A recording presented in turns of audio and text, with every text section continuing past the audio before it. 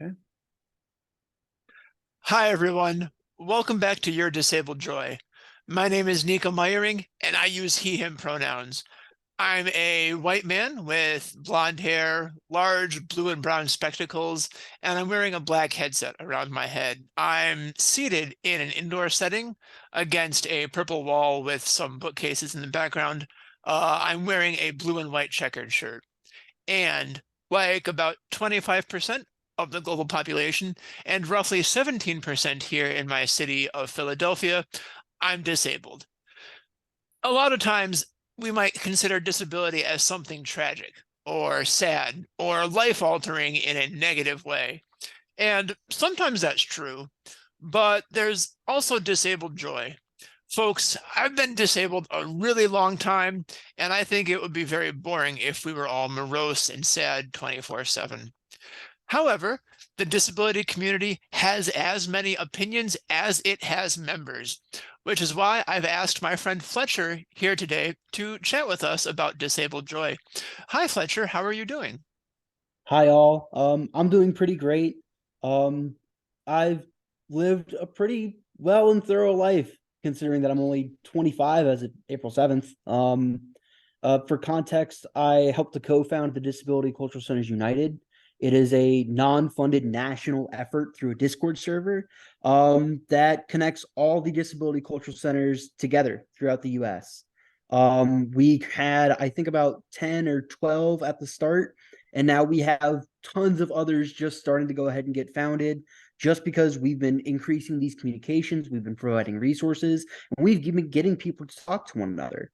Um, for other context, I've helped to create the Disability Graduation Stole, the first of its kind in academia, and we got it trademarked by the University of Toledo. Um, and because of efforts that I've been making, it's now going into the Ward M. Candidate Center for archival research. So it's technically a museum. Um, a lot of people don't really recognize that about 28% of the US is disabled. As an autistic man, I've had to face stereotypes from film, media, and culture. People who've looked directly in my face and said, I don't think that you're autistic. I don't think that you should exist. I think that if we are going to talk about disabilities, that you just should be gone and eliminated. And I've almost had 11 or 12 different instances of me surviving near death experiences. A lot of them drowning, a lot of them illness, a lot of them just incidents that I've had in run ins. And though these are areas that are definitely dark and grim, I've still made it a point to make sure that us as disabled people should enjoy our lives. Us as people with disabilities should continue to flourish because we have a right to exist, period. And why the hell not? Thank you so much, Fletcher. That was an incredible introduction. I had no idea that you were so involved in a national Discord connection. I think that, well, I've been in like civic involvement and civic groups for a long time, and I'm beginning to think that we need fewer like civic groups and more like resource sharing organizations, more glue, if you will, and fewer pages, perhaps. Yeah, Yeah. resource compilation is definitely my bread and butter, and Okay. being able to find the ripple effects or how one small thing can lead to hundreds of thousands of years of progress later is the core of what I do. Um, and I've only been That's in disability rights for the last like 2, 3 years. So, case in point, fuck around and find out.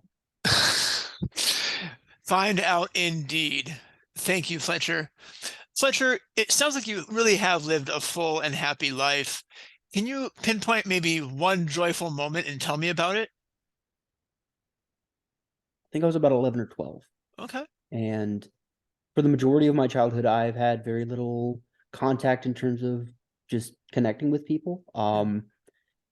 I had a very poor social life, a very poor relation with my family. I wanted to die young. I was about 9 or 10. And there were these two kids that I moved right up into a house up the road. It was a steep hill down and this steep hill up. About 5, 10 minute walk there and back. And boy, I sweat my ass off. But after about 6 months of getting to know these people who had given me a fair shot and not knowing that I was disabled in the first place, because whenever something socially had happened, there was a gaffe or something, my parents would go, it's okay, he's autistic. Ignore it. Okay. This is common. And so eventually I was sitting down on these concrete steps with these two kids, and they said, hey, we'll be there for you. You know, we didn't really treat you any differently. We didn't really see you as somebody who was just too spaced out or too really into things. And yeah, you have trouble hugging people and stuff like that because you're getting really into our social spaces, That's fair. but you care. You care. You put yourself forward. You think as much as you can. And I just cried. As a boy, my shoulders would get so tensed up that one day my mom tried to push down to get me to relax and my shoulders cracked. Tension. Wow. Yeah. And you don't know what it's like until you're finally able to just calm down. Because I'm not just autistic. I have ADD, not ADD, ADHD, OCD. Um, Later on in life, I have symptoms of PTSD. Okay. But to find peace for the first time, to sit down and just be okay with the silence instead of being a victim to the silence, to know that you can share that space with others. The ground was stable. I could feel the air blowing on my skin for the first time. I don't think I'll ever forget those steps. And actually being there with people who saw me as a person and not as a thing. Thank you so much. That was really powerful. And you have great storytelling skill in relaying that memory for me and for whoever watches this in the future. It Thank really you. resonates with me because I, kind of was like you. I was really sheltered from my disability. Anytime that there was like contact sports in elementary school or high school, or if I was invited to like a sleepover or whatever, obviously I couldn't do those things, right? I'm ventilator dependent during sleep. If I was knocked out on the football field, that would be it. That would become very serious very quickly. So I was really sheltered and kept away from a lot of what we might consider normal interactions or um normal activities for, boys growing up in the 90s and 2000s. It wasn't really until my mid 20s when I got to live somewhere long enough to form friendship bonds uh, that I was able to, really be appreciated for everything I brought to the table rather than just being seen as the weird kid and eventually the weird guy. So I definitely see you in that. Thank you for sharing, Fletcher. Yeah. Uh, yeah, I go think ahead. something, sorry. I think Mhm. something else that should be pointed out. Have you ever heard of the Gollum syndrome or the Gollum effect? I have not. I would Okay. love it if you explained. So I've noticed that common themes in those who are disabled throughout the Mhm. US that, and maybe even larger on a national scale, the Gollum effect is where we devalue someone's expectations for how they can perform to a point where they're reduced over time through their development as not a person, but as a tool, but as a like object type of figure. Um, Um, I think it would be interesting if anyone listens to this or anyone watching to maybe look into that a little further. It might produce some pretty solid effects in being able to reduce negative interactions and negative perceptions and stereotypes in those with disabilities. Thank you, Fletcher. Definite reading material for later. And as a Lord of the Rings fan, I appreciate the reference. Fletcher, how has being disabled affected your quality of life or your pursuit of joy? Oof. um, in terms of social interactions, it's been pretty rough. Mhm. As a kid, I was very eager and then rejected, and that later turned to anger. Um, I eventually became a bully without recognizing it. And it was because of a lot of those negative interactions where I tried to make friends and then it was rejected. I tried to step in and say, "Hey, here's something new that I don't think you noticed," and it says, "Oh, you need to fall in line." Yeah. Um, I've faced near expulsion. I've faced social isolation to the point where I had 3 long years where I just sat in a room as soon as I got home. Family wouldn't barely talk to me. People would barely talk to me. Um, that has serious ramifications in the long term. And eventually finding solace in storytelling and writing, Mhm. where people can make the choice to talk to you and listen to you and understand what you're saying. But knowing that they fully didn't read or engage with you is up to them, and they make that choice. Got me somewhere. Originally, I wanted to be a philosophy person when I got into college, to have great, vast ideas and be like, well, Gray once said this in theory and da da da da da. And eventually it came to a point where they said, you're too honest, because they gave me take home tests. And I kept taking the tests without looking at my notes. And I ended up with a C minus. The professor said, you need to change majors now. So a man named Dr. Ryer, or Professor Ryer, I'm pretty sure, his titles are a bit to me. Okay. He was in his last year of retirement because he had a stroke. Mhm. So he basically said, you have really good promise in this, join in. And I eventually found joy in the fact that there was a professor who took a chance with me. Um, there was the trolley problem. And this is the Okay. one where you can either, turn the switch or not turn the switch, throw the person over the bridge or not throw the person over the bridge. And I was the first person in 20 semesters, which is about 5 years, to give a third choice, Mhm. which is, why not just throw yourself on the tracks? Why not just throw yourself over the bridge to stop this train? And it was not the tension in the air from the other students. It was the glint in the eye from the professor, who said, this is a kid who knows how to just mess around with things and to really toy with ideas. And at the end, I had approached them and said, I'm sorry for speaking up too much, or I'm sorry for kind of speaking more than I should have. And he said, no, fuck that. Keep going. No, essentially, he said that, because it was only after 4 years of engaging with that he decided to tell me, in 5 years, you were the first person to provide a third answer, because there's 20 different schools of thought when it comes to that. Mhm. Um, then it just kept going from there. Did That's that really answer the question well? I'm sorry if I went off track there. no, it actually answers the question very well. And I'm noticing kind of a pattern in your answers about moments where you are seen and moments where your skills are recognized are real core memories for you, it seems like. Yeah. Uh both I mean, with the philosophy professor and then with your friends who saw you for the complete person that you are. And I'm really yeah. glad that you had those experiences. Um, recognizing the fact that you can walk somewhere and hold your home, not necessarily in your back pocket, but in your own two arms, that you can bring people into your own space, or that you can enter a space and actually see people behind the social mask, behind Right. the, this is what I showcase to you, this is what I showcase to friends and family, this is what I see in myself. Why not just use all three in the same voice, in the same turn? I mean, some people might not like their coffee black, but if they can't handle it, they can always put the cup down, you know? That's a fantastic analogy. It also just solves a lot of issues. It does. You're right. This brings me kind of to my third question.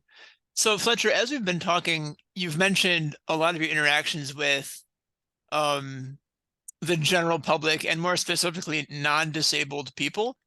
So, what do you want the general public to know about disability and quality of life, or disabled quality of life?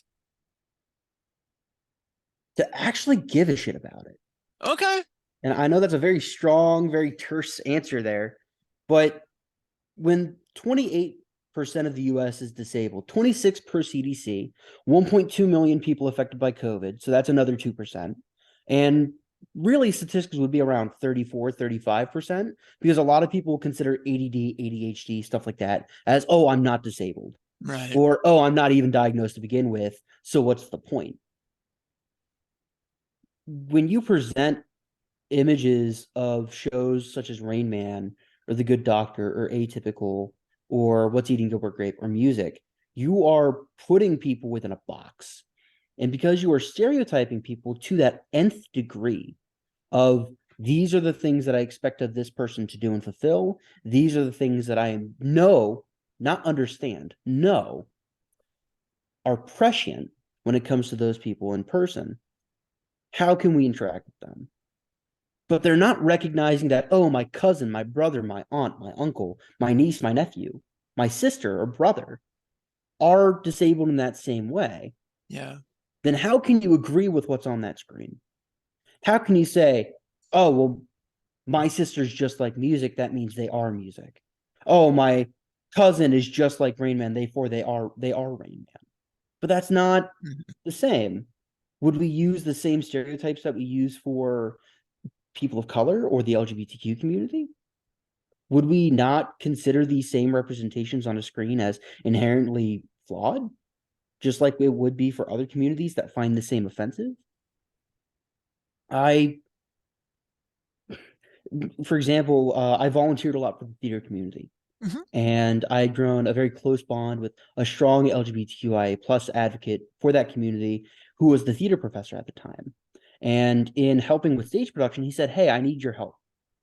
And he showed me a rough sketch of the actual theater and the stage and some of the measurements for some of the different things. And he's like, "I need your help solving these math problems."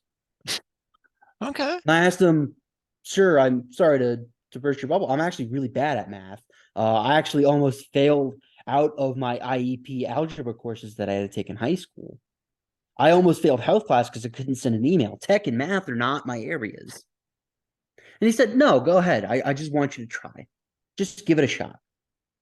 Because he has that tech background. He actually swapped from biology and like bioengineering to theater during Oh, his wow. college years. Okay. And so I sat there for an hour trying to do these very simple, quote unquote, math problems. I broke down in tears. The eraser could barely work, so I ended up ripping the paper a little bit. And it was one of the two instances that I had with him in which he realized he fucked up. And that's why I focus so much on these representations and why I focus so much on how Mhm. people decide to interact with people. Um, for example, 22% of academia is now involved in a lawsuit involving accessibility discrimination issues or in accessibility issues. DEI has training that involves racial ethnic etiquette. We don't. We are 20% of undergraduate students and 15% of graduate students. That's a whole hell of a lot of people. That's 1 in 4, 1 in 3, or 1 in 5. Sorry. So, how do we not have that to say this is how you should interact with a person with disabilities generally? Even though you have a cousin, an aunt, a brother, or a sister that you acknowledge, but you rarely talk about. Do we not recognize the historical areas that are there, the ugly laws, or the ugly beggar ordinances that they're more specifically called, in Mhm. which people could be fined, jailed, forced into a mental asylum, and or just forcibly sterilized? A lot of our joy is placed into the ways in which we have suffered and the ways in which we have overcome. But that is not our legacy.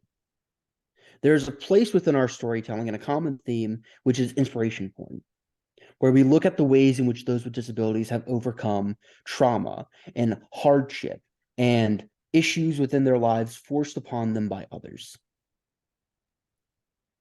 Why not just see us as people who just lived a life and said, you know what? I think that was okay. Or at least put their efforts into something without the hardship to focus on the fact that we did something kind of neat. To have that cowboy moment where he just looks over, tips his hat, and go like, you know what? That's a pretty neat trick. We're tricky, we're crafty, but we're good at it because people have handed the scraps hand over foot, and we're still here. I love it. Thank you. Yeah, I do agree. One thing that I often find myself saying is that disabled people have found new ways to be, new ways to advance, and new ways to exist because the typical ways, the old ways, were either not working for us or were not open to us. And that's why I feel very strongly about, building disability community and also disability mentorship.